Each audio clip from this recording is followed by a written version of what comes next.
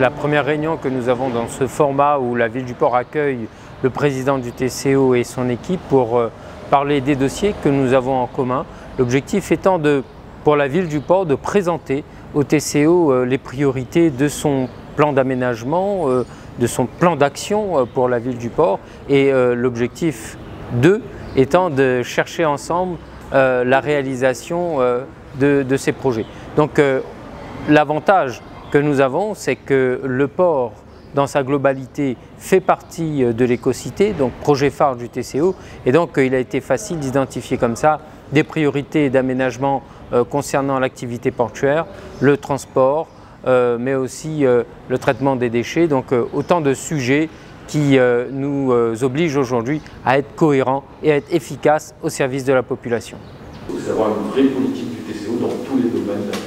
Pour le TCO, rencontrer la mairie du port est quelque chose qui était essentiel, comme on l'a fait sur d'autres communes. Pendant toute la mandature, le TCO et l'administration du TCO va rencontrer les maires et les administrations des communes pour faciliter le travail en commun, parce qu'on sait bien que des fois il y a des points d'achoppement, il y a des difficultés, et notre objectif c'est qu'au bout d'un mandat, on réalise le maximum d'investissements sur le territoire du TCO. Donc avec le maire du port, nous avons évoqué beaucoup de dossiers, notamment là où nous sommes aujourd'hui, c'est le pôle d'échange Aimé Césaire, où demain ça va être la nouvelle gare, c'est là où va y avoir vraiment le centre du port en termes de transport, en termes de mobilité, où le TCO investit